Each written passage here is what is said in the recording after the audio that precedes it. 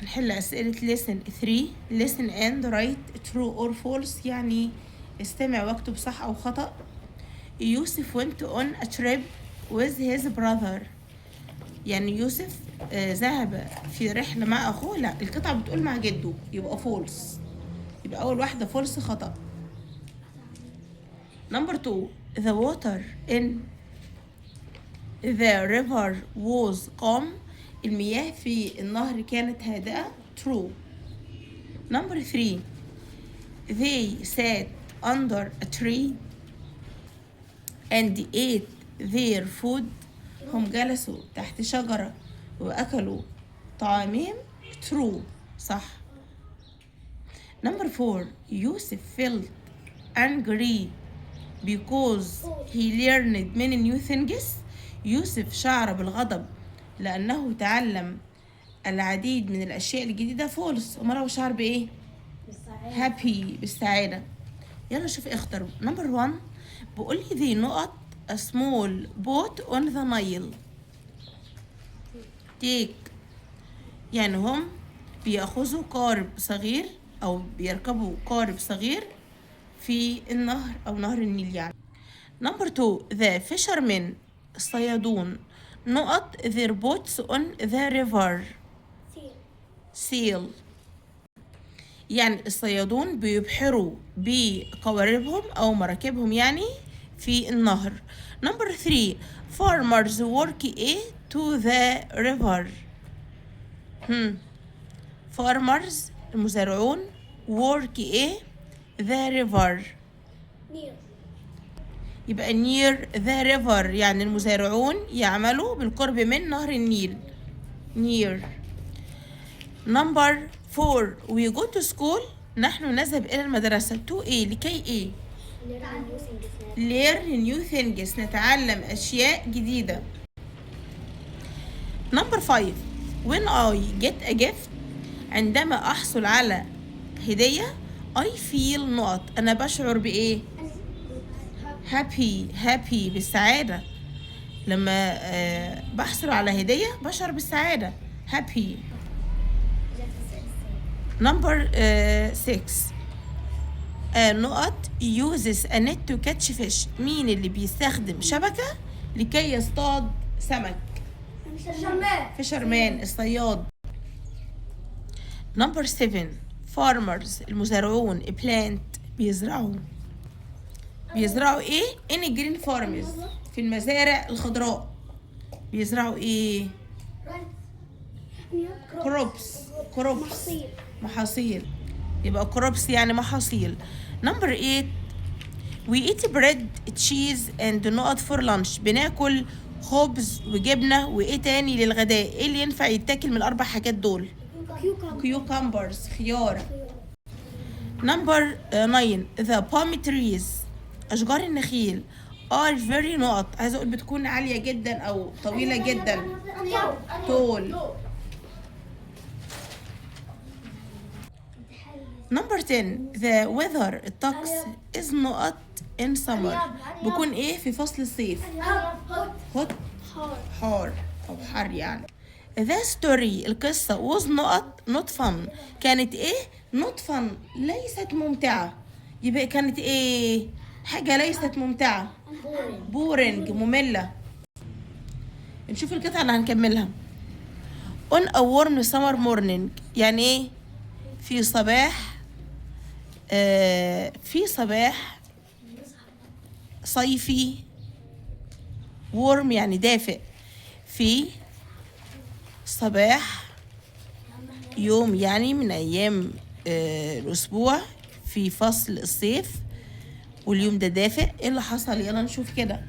سارة went a short trip with her grandmother to the Nile، سارة ذهبت في رحلة قصيرة مع جدتها إلى النيل. they took a small boat، ركبوا قارب صغير on the water، على المياه. not far away، ليست بعيد جدا.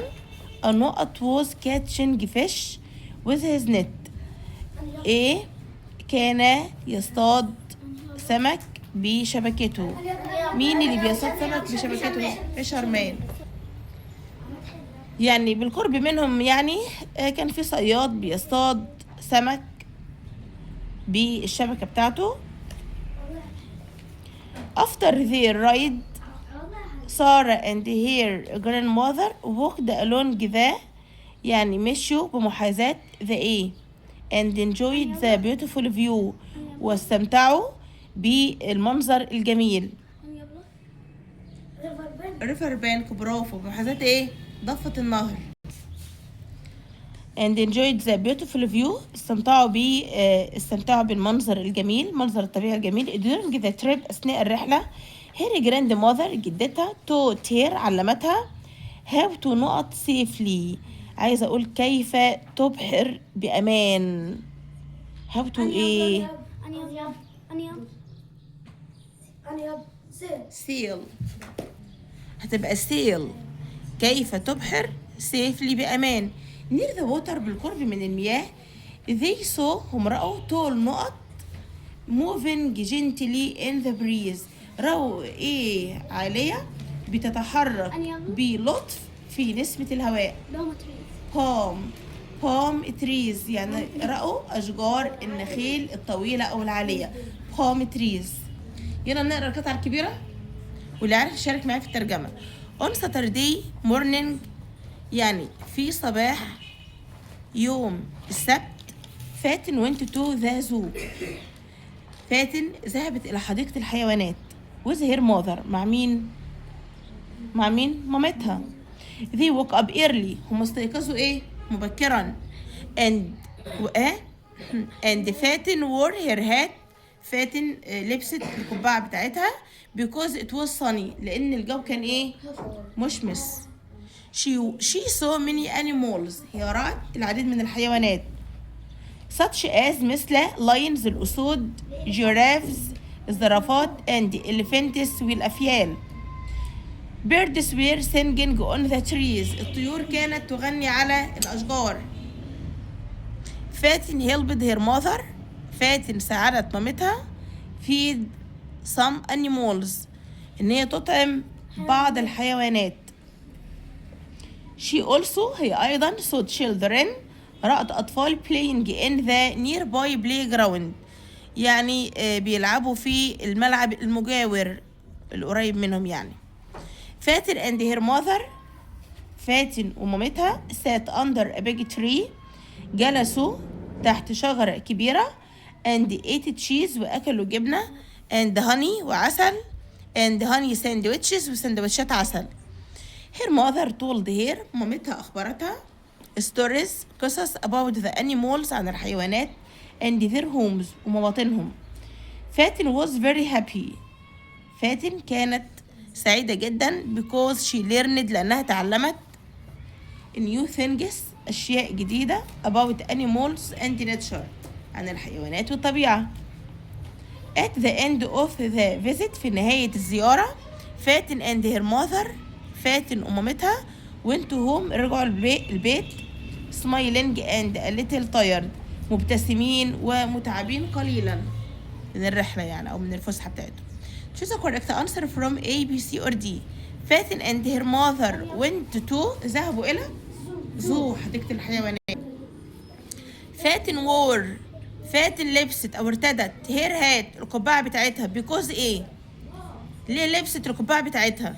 because إيه؟ it was sunny، because it was sunny لأن الجو كان مشمس. name two animals فاتن saw at the zoo. بصوا يا سنة رابعة لما تلاقوا السؤال على القطعة بيبدأ بنيم، عارفين نيم هنا معناه ايه؟ اذكر اسمين او اذكر اسم على حسب، هو قال لي تو بس معناه اذكر اسم، يعني نيم يعني اذكر اسم. نشوف هو محدد كام اسم. بيقول لي نيم تو انيمالز، اذكر اسمين للحيوانات اللي فاتن رأتها في حديقة الحيوانات. فاتن سؤال ذا زو. lions and giraffes، ولو قلنا giraffes and elephants مفيش مشكلة، ولو قلنا lions and elephants مفيش مشكلة. هو قال لي اتنين هنذكر اتنين زي ما طلب مننا، هنقول lions and هنقول lions and giraffes. يبقى lions and giraffes يعني الأسود والزرافات. Number 4 how did فاتن help her mother at the zoo. ازاي فاتن ساعدت مامتها في حديقة الحيوان. إجابة نمبر 4 نرقمها في القطعة وبعد كده نبقى نكتبها في النقط. هنقول فاتن helped her mother feed some animals. يعني ساعدت مامتها ان هي ايه تطعم بعض الحيوانات. نمبر 5 بقول لي how did فاتن feel at the end of the visit and why. ليه فاتن كيف شعرت فاتن في نهاية الزيارة ولماذا. الإجابة هنقول فاتن was very happy كانت سعيدة جدا because she learned new things لأنها تعلمت أشياء جديدة about animals and nature عن الحيوانات والطبيعة. علامات الترقيم نمبر 1 في الاخر كويشن مارك دي في دو في الاخر كويستشن مارك عشان ده سؤال. ونمبر 2 والاتش فول ستوب والاتش وفي الاخر فول ستوب.